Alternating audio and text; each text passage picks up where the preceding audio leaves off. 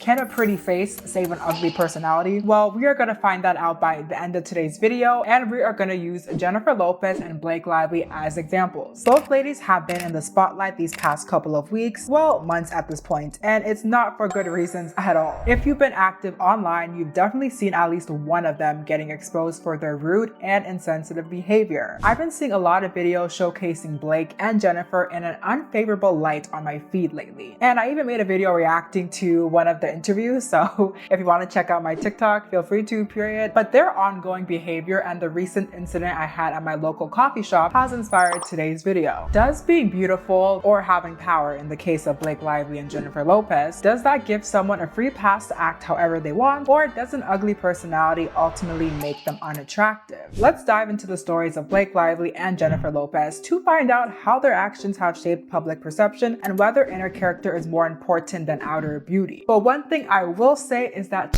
will always catch up to you. But I'm getting ahead of myself, so let's get into this video. Part 1. The rise of Blake Lively and Jennifer Lopez. In this part, we're going to take a closer look at the swift rise of Blake Lively and Jennifer Lopez, two women who have long captivated the world with their talent, beauty, and charisma. Well, I mean, the charisma part is kind of questionable, to be honest. Who even wrote the script? Oh yes, it was me. Blake Lively, who has often been dubbed America's sweetheart, enchanted audiences with her iconic role in Gossip Girl and her effortless charm on the red carpet. Meanwhile, Jennifer Lopez, who a lot of people considered a multi-talented superstar, I don't know about the multi-talented, she is talented though, but the multi-part, no. She dominated both the music and film industry with her voice that she stole multiple times, and also her stunning performances and undeniable stage presence. Both women built careers that seemed untouchable, surrounded by admiration and the adoration of millions of fans. They were often seen as the epitome of glamour and grace, effortlessly balancing their professional achievements with a polished public image. But what happens when the veneer starts to crack? How does this public perception shift when the beautiful facade reveals something less than charming underneath? Before we dive into that, let's appreciate the peaks of their fame and the qualities that made them so beloved in the first place. Let's get into it. Let's start first with Miss Blake Lively, because her controversies honestly took me by surprise. I would have never expected all of these things to be coming out about her, especially since I used to be obsessed with her during Gossip Girl. Like, that show was my ish back in the day. I used to love that show and I really loved her, so it's a little bit surprising to see her act in this light, but this is why you cannot idolize these celebrities. Anyways, I'm getting off track. Back to Blake Lively. Blake Lively was born August 25th, 1987 in Los Angeles, California, and she was born into a show business family. Her father, Ernie Lively, was an actor and director, and her mother, Elaine Lively, worked as a talent scout. As the youngest of 5 children, Blake grew up surrounded by the entertainment industry, with all 4 of her older siblings also pursuing acting careers. Blake rose to fame during her junior year of high school when she secured a major role in the 2005 blockbuster, The Sisterhood of the Traveling Pants. This breakthrough performance quickly established her as a rising star in Hollywood. In the movie, she played Bridget Freeland, a spirited and athletic teenager navigating life and friendship alongside 3 other girls. The film is actually based on a popular book series of the same name and became a significant success and resonated with audiences for its heartwarming portrayal of friendship and personal growth. Blake's performance in The Sisterhood of the Traveling Pants was praised for bringing depth and warmth to her character. This helped her stand out among her other co-stars who were also immensely talented.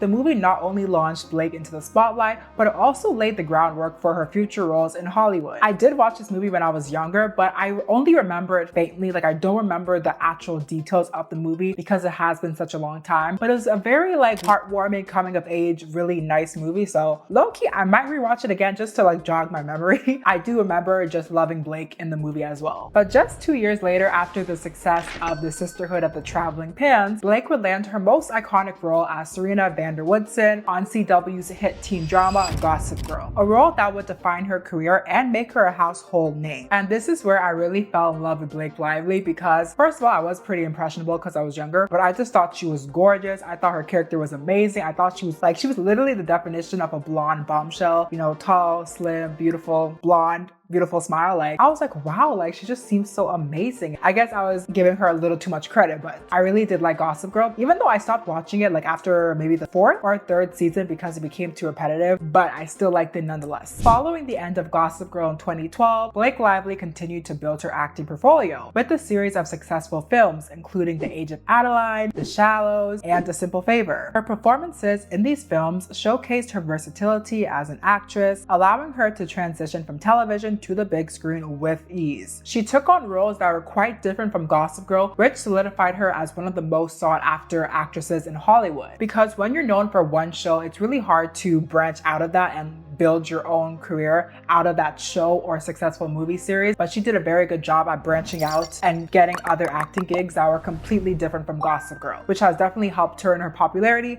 and also helped her just secure more movies. But off screen, Blake Lively is known for her high-profile marriage with the actor Ryan Reynolds, and they have 4 children together. Their marriage did cause quite a bit of controversy though, because they did get married at the Boone Hall Plantation in Mount Pleasant, South Carolina, which was a former plantation site. Like, I'm just laughing because I'm like, how do you get married at a plantation site? Like, is sense not there?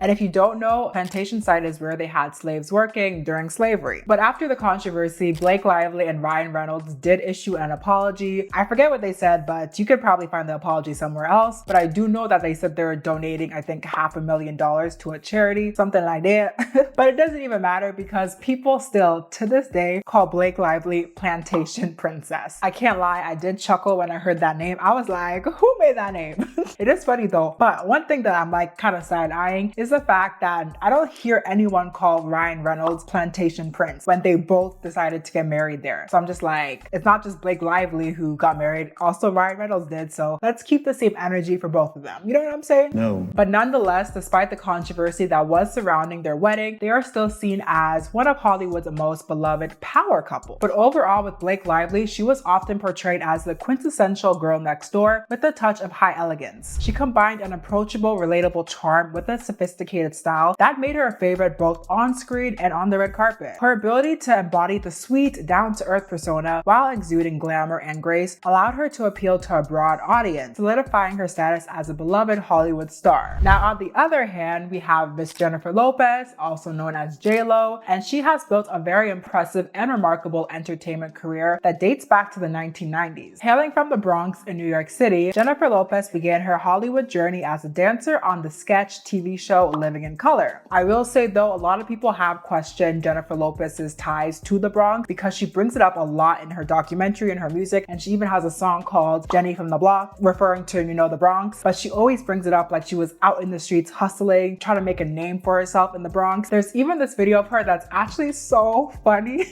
She's walking down the street that she used to live when she was younger, and she sees this man standing on his porch, and she's like, hey sir, like I used to live there, like do you remember me? She's like, I'm Jennifer Lopez, like it's me, but he just does not know who the hell she is. I'm gonna show you the video though. I don't think I'm doing justice by explaining it. So roll the clip. Hi. I used to live here. Huh?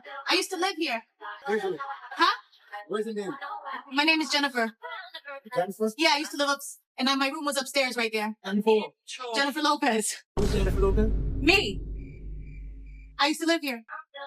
So yeah, that's the video, but I don't want to get too ahead of myself because this section we're supposed to talk about the rise of Jennifer Lopez and Blake Lively, not the controversy just yet. But I just wanted to tell you about the Bronx controversy because that one is just a very big controversy surrounding Jennifer Lopez. So if you didn't know, now you know, period. Anyway, so moving on. Jennifer Lopez's breakout role came in the movie Selena that was released in 1997, where she was casted as the title character in the biopic of the Tejano pop singer Selena, who had been tragically killed by a fan 2 years prior. The casting decision did spark some controversy though, with critics noting that Jennifer Lopez, being of Puerto Rican descent, was not Mexican American like Selena. However, Jennifer was deeply committed to providing an accurate and respectful portrayal of the late singer. She immersed herself herself in the role by studying old videos of Selena and visiting her hometown and family to capture her essence and honor her legacy. Jennifer's performance in Selena earned widespread acclaim and even garnered a Golden Globe nomination. She also made history as the first Latina actor to earn $1 million for a movie role. And by the time the film had left the theaters, it had grossed over $35 million worldwide, highlighting its commercial success and cultural impact. Now, if we fast forward to 2021, the film Selena was added to the National Film Registry, which is a testament to its enduring significance and influence on American cinema. The film Selena not only celebrated the life and legacy of Selena herself, but also brought attention to the Tejano music genre and the Latinx community in the mainstream. So J-Lo definitely did her big one with this film. So following this success, Jennifer established herself as a leading lady in films such as the critically acclaimed Out of Sight and popular romantic comedies like The Wedding Planner and Made in Manhattan, which I loved. I used to watch that with my mom all the time. Like, that show was good. That movie was good, sorry. But as you can see, Blake Lively and Jennifer Lopez were big parts of my childhood because all their movies and shows, I was watching it because they were just so good, so talented, so beautiful. I looked up to them. Yeah, they were a big part of my childhood. That's why it's such a shame for me to see them getting exposed in this light, especially considering how much they did mean to me when I was growing up. In addition to Jennifer's acting career, she has also enjoyed a very successful music career. She has released 9 albums and they have included bangers, like a banger after banger. Maybe not her last album, but like the earlier ones, they definitely had a lot of bangers. Her music career has been marked by songs like Let's Get Loud, Jenny from the Block, Don't Be Fooled by the Rocks That I Got. Oh yeah, also On the Floor with Pitbull. You know that song? Stop it. Tonight we go begin. Get some help. Oh, also If I Had Your Love too, that's a good one, you know? If I had your love.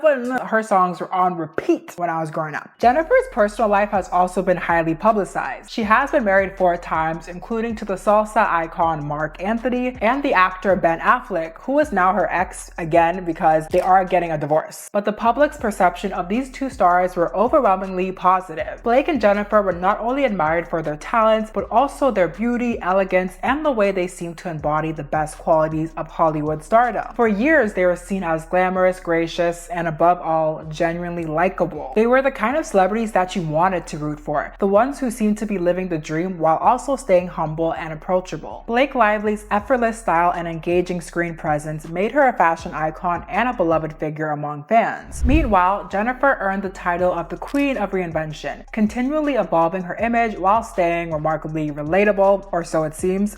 Together, they embodied what it meant to be adored Hollywood icons. Yet, beneath the glossy surface of their meticulously crafted public personas, trouble was brewing. Their stories aren't just about the allure of fame. They reveal how swiftly the glitter can lose its luster, and also how an ugly personality may or may not make you ugly. But let's dive into the unraveling of their public images so we can answer that question. Part 2. The Fall from Grace. Mean girl behavior exposed. In the glittering world of Hollywood, where every move is scrutinized, some stories manage to slip through the cracks until they're too loud to ignore. In this section, we'll explore the surprising and unsettling shift from the beloved personal personas of Blake Lively and Jennifer Lopez to the mean girl behavior that has come to light. It all began with murmurs and minor incidents, whispers of rudeness, and unflattering stories that initially seemed isolated. These initial rumors painted a different picture, one that seemed at odds with the charming images they had so carefully crafted. But as we dig deeper, we'll uncover a pattern of increasingly serious allegations. What started as minor grumbles soon snowballed into a cascade of documented incidents, each revealing a less savory side of these stars. With each new story, the public's fascination grew, and so did the media frenzy. Social media buzzed with reactions, shifting perceptions, and a growing sense of disappointment. As we recount these events, it will reveal how quickly the shine of fame can tarnish when the truth begins to emerge. So in the last section, we started with Blake Lively first, so let's start with Miss J-Lo. She has had quite the year, child. There's a lot to go over. Every second it was back to back to back something that was going on with J-Lo, so we're gonna talk about it. She dropped an album earlier this year, which I'm pretty sure flopped though, because I did not even know this album existed until today. She was also scheduled to go on tour as well to promote the album, but that was canceled, and her team put out a statement saying that she wanted to spend time time with her family, but a lot of people believe it's actually because there were low ticket sales. So that's also some tea, because clearly this controversy is affecting her bag because people are not paying to go see her. On top of that, Jennifer released a behind the scenes documentary titled The Greatest Love Story Never Told, which offers an awkwardly invasive look into her highly publicized romance with the visibly uncomfortable Ben Affleck, who was her man at the time. These projects that were meant to cement her position in the industry were instead met with a wave of mixed to negative reviews and widespread mockery on social media. She has faced accusations of being narcissistic, egotistical, and lacking self-awareness after this documentary dropped. The documentary was released February 27th, and it was supposed to be a heartfelt reflection on Jennifer Lopez's 2-decade journey to self-love. But let's be honest, it comes off more as a celebrity who's lost touch with what her fans actually want to see. Instead of depth, we get a lot of self-promotion for her album and film. And the most popular film from the documentary is when Jennifer is sitting down and she messes up her hair, like gets it all messed up. And she's like, I love making my hair like this because it reminds me when I was 16 and I was crazy in the Bronx just doing whatever. It was just so cringy.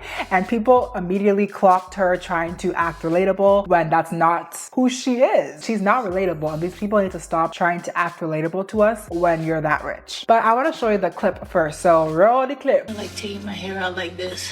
It reminds me like when I was 16 in the Bronx, running up and down the block.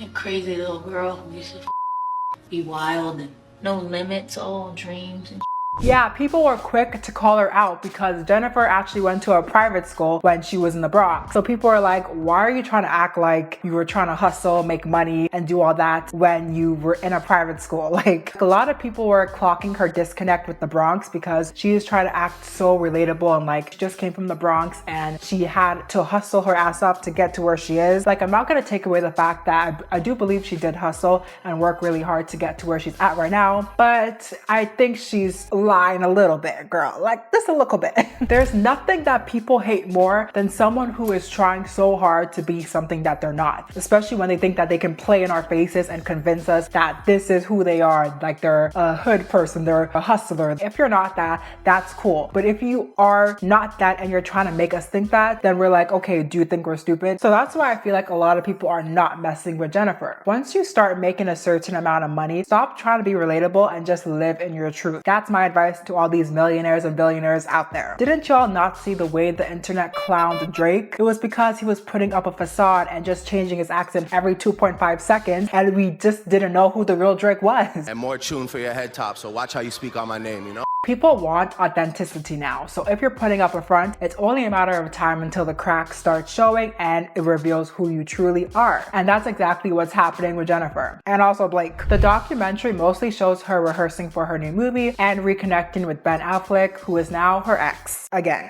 She talks about her past marriages, but we don't get too much information on that. But honestly, with a quick Google search, you can find out a lot about her marriage life and all that type of stuff. The film is supposed to be about self-discovery, yet she barely gives us any insight into who she actually is. And then there's this one part in the documentary where she leaves a book that is full of love letters that Ben Affleck gave her, and she left it in the studio for everyone to just read. I can't even explain how uncomfortable it was to watch this clip, so I'm gonna make you watch it too. Roll the clip. And then I went down there, and my book that I had given her was down there. She was like, I've been reading, and this is the kind of inspiration I've been showing them the book. I was like, you've been showing all the musicians all the letters that, and they were like, yeah, we call you Penn Affleck. And I was like, oh my God.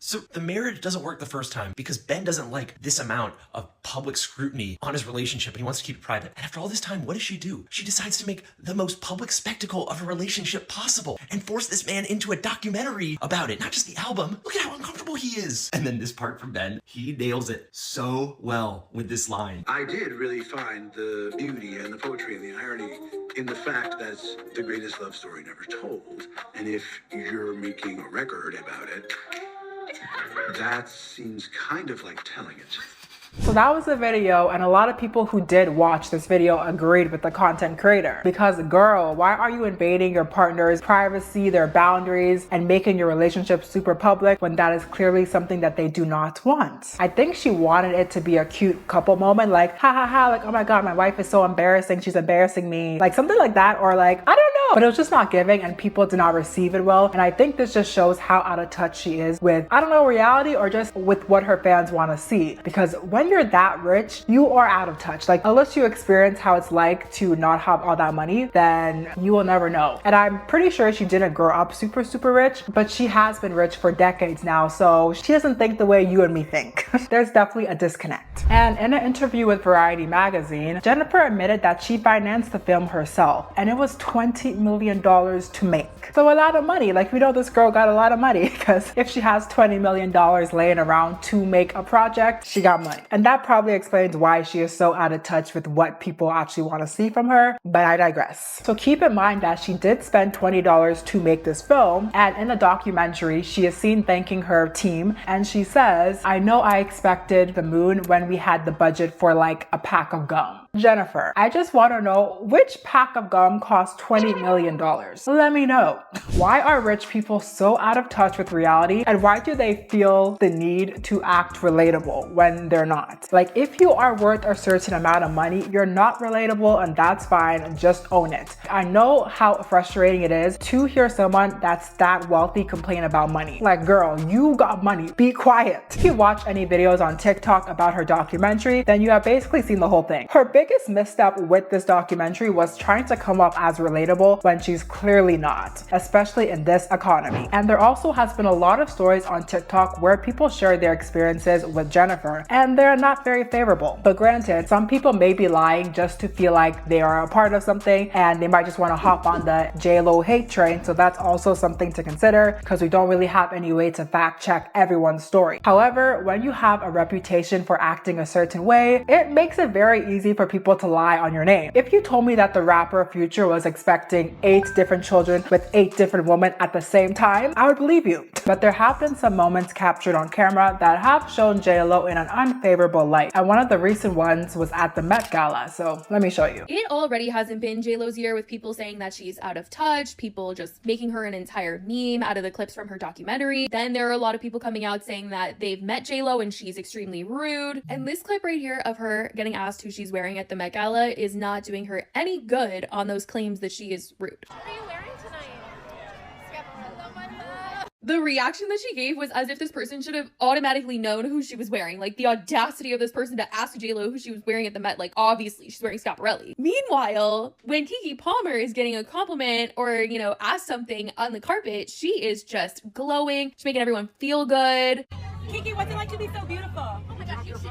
Okay. Like, come on, J-Lo. Hasn't your team told you what has been going on the internet this year? Like, we cannot be acting like this. We just can't. You can't afford to be doing this. So the comments read, her vibe was just, I cannot be bothered. Another one is, what's really crazy is the whole point of the Met Gala is to talk about the clothes. And this one reads, and I actually do agree with this one as well. Do I feel like her saying, hey there, it's Schiaparelli? Schiaparelli? I think so. I don't know. Anyways, yeah, hey there, it's Schiaparelli. With a pleasant face would have changed everything? Yes, I do. So as you can see, people are not impressed with her attitude, because I do agree, like it's very easy to, you know, smile a little bit, be like, oh yeah, this is a Schiaparelli. Like not just like look at the person up and down and then look away and be like Schiaparelli. Like there's just ways to be nice, and especially if you're at an event like that, wouldn't you not want to be approachable and talk to reporters because that's their job? Like, you know what I mean? If she's acting like that when there's a camera on her, then just imagine how she's acting when there's not a camera on her. But honestly, it was kind of confusing trying to go through every single diva moment that J-Lo has had, just because I can't fact check it, of course. It's a lot of hearsay, but the most popular ones I have heard is that if you're driving her, you cannot under any circumstance look at her. And I've also heard that she got a hotel worker fired for not cleaning her room to her standard. And there's also the story about J-Lo and Ben Affleck at a casino where he generously tipped the staff, but allegedly J-Lo went back taking the tip back from every single worker and gave them only a $5 to $10 tip. There's no verification of this, but with all of the info that is coming out about Jennifer, it doesn't sound that far-fetched. And especially after watching the documentary and seeing how high of an ego she has, it's not hard to believe. Personally, my perception of JLo actually started to change before all of this controversy happened. It was when she was getting accused for not singing her own song. She relied heavily on the background vocalists, many of whom were black female artists. Because let's be honest, Jennifer cannot sing. Like, I don't think you guys have heard her sing live or whatever, but she cannot sing. She does not have a good voice, and that's fine because a lot of these singers nowadays can't sing anyways. I don't waste dream now. But yeah, girl cannot sing, but she does have good songs and she has great stage presence. And while using background vocals is considered standard in the music industry, Jennifer was accused of something much more serious, passing these vocals as her own and not giving the proper credit. In several instances, the background vocals were so prominent that they became the most memorable part of the song. Notably, songs like Play and I'm Real remix featured substantial vocal contributions from Christina Milian and Ashanti, who were prominent singers during the 2000s. Another blatant example is Jennifer Lopez's signature song Jenny from the Block, and this one shook me because this was my song back in the day and it's literally her signature song, yet she wasn't even singing the chorus. Apparently it was Natasha Ramos. She is said to have provided the track's chorus, bridge, and ad-libs, yet her contributions went uncredited. Natasha has talked about this a lot and has even said that she's not trying to shade JLo, but she does want her truth out there. Although Natasha has downplayed her role on Twitter, leaked reference tracks have shown that her vocals were directly used in the final production, reinforcing claims of Jennifer's appropriation of other artists' work. So here's a video of Natasha singing Jenny from the Block and the final song. Roadie clip. Don't be fooled by the rocks that I got. I'm still Jenny from the block. Used to have a little, now I have a lot. No matter where I go, I know where I came from. Don't be fooled by the rocks that I got. Don't be fooled by the rocks that I got. I'm still Jenny from the block. I don't know, y'all, it does sound very similar to me, but let me know what you think. Jenny from the Block was an anthem for us back in the day. Like, it was really that song. I do feel scammed to know that she was not even singing the most memorable part of the song. It makes you question everything. Was it really her talent that we loved or just clever production and marketing? But that's all I got for JLo. I'm probably missing some other things, but there is too much to go over and people have been clocking her this whole year, but she has caused it upon herself. On the other hand, Blake Lively has been getting clocked, but more recently. So Blake's new film titled It Ends With Us might be the third highest grossing movie in America right now. Well, it was the third highest grossing movie when I checked. It could be different now. I don't know. The focus has not been on this film. It has been on the drama that's happening off screen. Rumor has it that tensions were high between Blake Lively and her co-star and director Justin Baldoni. Allegedly, Justin made a comment about Blake's weight while preparing for a scene where he had to lift her and he was worried about injuring his back. So he actually has received a lot of backlash for this, and he even hired a PR crisis manager who also represented Johnny Depp during the Johnny Depp and Amber Heard trial. And her name was actually Melissa Nathan, so yeah, he was clearly taking this seriously. He was not trying to get on the public's bad side. But that crisis PR manager is clearly working because I see a lot of people are supporting Justin now, and they're actually praising him as being one of the only co-stars who is taking the movie seriously. It seems that most of the backlash against him has died down, while the backlash against Blake Lively has intensified. And this negative attention does not seem to be dying down anytime soon. Blake's promotional strategy has been the target of criticism, as many feel like it misses the mark. Instead of highlighting the serious themes of the film, which centers around domestic violence, Blake has marketed it as a fun, lighthearted experience. She has also used the opportunity to launch a hair care line and promote her beverage brand Betty Buzz. Many people feel like these promotional tactics are out of touch with the film's darker subject matter. Critics have highlighted the disconnect between Blake Lively's marketing approach and the serious nature of her film. One aspect people are particularly upset about is the fact that Blake is encouraging viewers to grab your friends, wear your florals, and head out to see this movie. So many people online feel like this upbeat promotional tactic is just off-putting, considering the film is about a serious topic. It's not a lighthearted movie. The stark contrast between her lighthearted marketing and the film's grim narrative has led some to question question whether Blake fully grasps the weight of the story she's telling, or if she's more interested in leveraging the movie to promote her own products. It's common knowledge that most celebrities are eager to capitalize on their projects. Promoting a personal brand during a press tour usually is a smart move, but for this film, it just seems out of touch and inappropriate. Furthermore, Blake's comments during interviews has also drawn criticism for being more about her own ventures and her husband's projects rather than addressing the sensitive themes of the movie. There is this one interview that I saw and I actually reacted to it on TikTok, and during the interview, the interviewer asked her a quite valid question about the film, and instead of answering it properly, she decides to be sarcastic, and it leaves such a bad taste in a lot of people's mouths because it wasn't funny. It was not the time or place to be answering a question that is serious and is valid with sarcasm. And even if she did not know how to answer that question, which would be shocking, because if you are starring in a movie about domestic violence, there should be people prepping her for the interviews and the questions that these interviewers are going to ask, considering the movie is about such a heavy topic. So I would be surprised if she's not getting prepped to know how to answer these questions. But anyways, let me show you the clip. So if someone understands the themes of this movie, comes across you in public, and they want to really talk to you, what's the best way for them to be able to talk to you about this? How would you recommend they go about it? Like asking for like my address or my phone number or like my location share, or I could just location share you and then we could I'm just curious about social security number. I'm a Virgo, so I'm like, are we talking logistics? Are we talking emotionally? The question had the potential for a great answer, but she blew it. It was not even funny. Like, it was just so awkward. I'm just like, ugh, girl, like,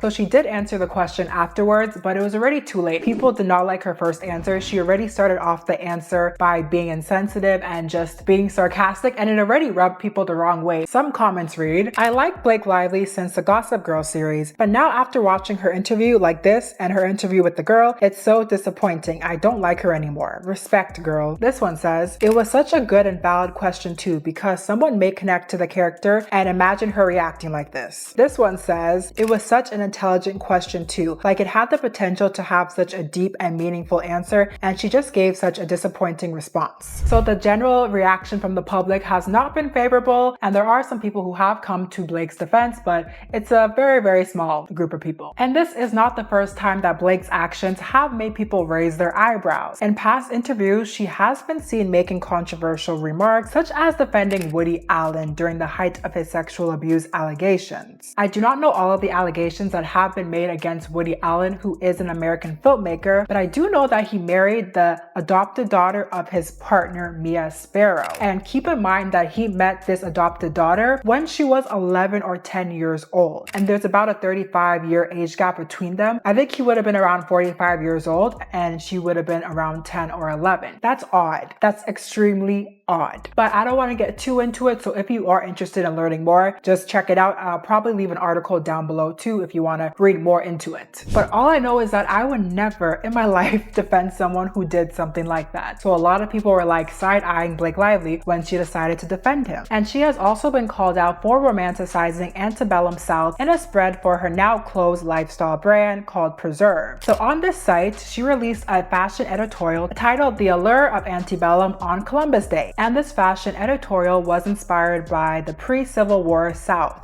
The piece celebrates the social poise and warmth of Southern women from this era, focusing on the white, wealthy, slave-owning class. Critics argue that the editorial romanticizes a period marked by severe social inequalities and ignores the harsh realities faced by Black women. So the fact that she got married on a plantation site and she also released this editorial, things do not look too good for her. So these incidents have contributed to a perception that Blake prioritizes her brand over being a thoughtful public figure, or just being a good person. All of the things that she has done has been distasteful, but a recent interview was released about 2 weeks ago, and this really exposed Blake. Cause sis was caught in 4K, like they caught her. How did they get you in 4K? And it was her fault too. I found this interview so hard to watch because Blake and her co-star were both so rude for no reason. And the interview is actually about the movie Cafe Society, and this is a movie where Blake worked with Woody Allen, so that's even more tea. But let me show you the interview. Congrats on your little bump. Congrats on your little bump. What about my bump? You've got two nice ones. They are kind of bumps, aren't they? No, not bumps. the lovely lady lumps. Check it out. Thank you. Thank you. You like the movie? Are you a Woody Allen fan? I love most of his movies, and this one was so like visually amazing. Yeah, it's gorgeous. Did you guys love wearing those kind of clothes that you? Yeah. Yeah. And you know, working in Everyone digital. wants to talk about the clothes, but I wonder if they would ask the men about the clothes. Or Me too. if the father with his tank top and Oh, head. it's so Just good. like, it's just like Did you that. catch You can the, feel the it. tablecloth on the light in the Italian restaurant? Oh, I didn't notice that. No. First of all, Blake Lively was open about her pregnancy at the time. So when the interviewer, I think I might butcher her name because I was trying to learn how to pronounce it, but it was just very hard. I think it's Kirsty or Kirsty. I'm gonna put her name on the screen right here so you know what I'm talking about. But it was normal for this interviewer to congratulate Blake for her pregnancy because Blake was open about it. Clearly the interviewer was just trying to be nice and create some conversation before they got into the interview. So I don't know why Blake was like, congratulations on your little bump. It's just so uncalled for, especially when you can see that that woman is not pregnant. Why would you do that? On top of that, it was so awkward to watch Blake Lively and her co-star Parker Posey have their own conversation right in front of the interviewer and ignore her while she's just trying to do her job. Like, that is so disrespectful. Like, that part is really what made me cringe. I wonder how they act when no cameras are on. And apparently a source close to Blake, I don't know who that source is, but I saw it in the article, but they defended Blake's actions and said that the interviewer was being rude and could have been more respectful when addressing a working mother. But I'm curious to know if you thought she was being rude, because honestly, the interviewer did not seem rude at all. I could not see any intent or any malicious intent behind her words. On top of that too, sounds like she had an accent, and I believe she is Norwegian. So there's definitely a language barrier too, like, you know what I mean? So there's just so many factors to consider. That's why I was like, I don't see her being rude. But either way, let me know if you thought the interviewer's comments were rude. Personally, I don't think so. And I think Blake was really just being rude for no reason. So as we've delved into the actions and choices of Jennifer Lopez and Blake Lively, a consistent pattern emerges. The difficulty of balancing authenticity with fame. Jennifer's recent ventures, including her documentary and music album, have backfired, leaving her exposed to accusations of being out of touch and inauthentic. Her attempts to appear relatable while managing a multi-million-dollar image feels forced and disconnected from the realities of her audience. And this has only amplified the criticisms and negative stories that have followed her throughout her career. And on the other hand, Blake Lively's missteps, both off and on screen, suggest a troubling disconnect between her actions and the values that she claims to uphold. From her controversial endorsements and promotional choices to her tone-deaf responses in interviews, Blake's public persona has increasingly come under scrutiny. The backlash against both Jennifer and Blake illustrates a broader shift in the public's expectations. Today's audiences demand authenticity and accountability, particularly from those in the spotlight. The controversy surrounding both of these ladies has made me think of something that I've always stood by, and that is, if you have an ugly personality, you're automatically ugly to me. I don't find you attractive because your spirit is malicious and you just have a lot of bad energy with you. But I know this is not the case for everyone,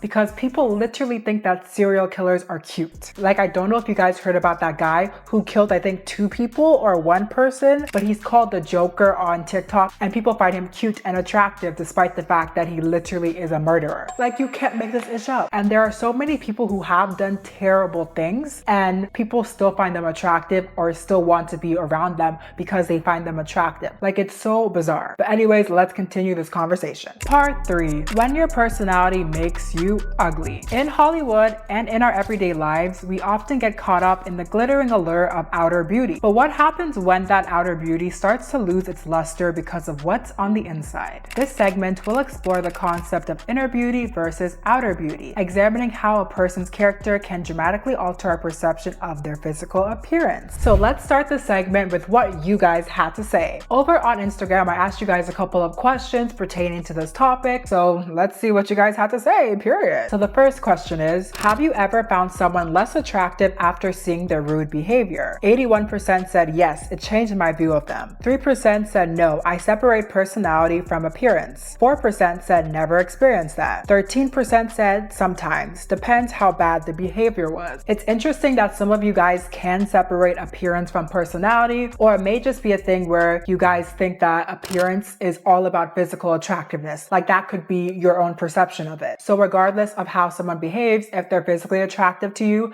then they're attractive, period. But I'm gonna have to agree with the answer that got the most votes, because once you show me that you have a terrible personality, you are no longer longer attractive to me. I do not care. I have experienced these type of people multiple times in my life. I have seen multiple attractive people become so ugly to me because of how rude they are. Y'all don't know how to be nice? There's this one specific girl that I remember from my school. Like, I just remember her so vividly because I went to school with her for years, from what I think like grade 2 to high school, like grade 2, 3, 4, 5, 6, 7, 8, 9. Yeah, that's like what, 8 years of school. So yeah, I remember her very well. And also remember her because she was a bitch. She was rude. She was not nice at all. Always giving attitude for no reason. Like, and there are so many rude things she said to me that I can't even name all of them because some of them I genuinely forget. But there's one that I remember and it still stings to this day a little bit. I won't even lie. It happened when I was younger, maybe like 5th grade, 6th grade, something like that. So I had a sty on my eye. And if you don't know what a sty is, it's basically when the eyelash glands or follicles, they get clogged up and it causes a bump on your eye. So unfortunately I had that. So I went to school and she was so rude for no reason, calling me ugly because of it. And I was like, bro, like, why are y'all just rude? So yeah, I really do not like her. I did not like her back then and I still do not like her now. I'm not the type of person who holds grudges, but I don't forget. So girl, if I saw her, I would definitely recognize her because you remember how people made you feel. And she was, and I guess still is, considered a conventionally attractive person. But I don't find her attractive. Like, no matter how conventionally attractive she is to the masses or whatever, I don't find her attractive. But anyways, let's move on to the next question. What's more important to you when someone is making a first impression? 12% said the way they look. 16% said their sense of humor. My sense of humor. Oh no, my twisted humor. 60% said how they treat others. And 12% said level of confidence. So the majority of you guys believe that when making a first impression, the most important factor is how you treat others. And this result makes a lot of sense because our first impressions often come from observing how people interact with those around them. When someone is kind, respectful, and considerate, it immediately creates a positive impression. It shows that they are likely to be a good person and that they care about others, which is definitely an attractive quality. However, I do feel like a lot of you wanted to vote for how they look, but you guys didn't want to come off as shallow, so you didn't. To be fair, appearance is the first thing we see when we see someone for the first time, right? So it is an important factor for me, but it's not the most important because once I think you're attractive and cool and then I talk to you,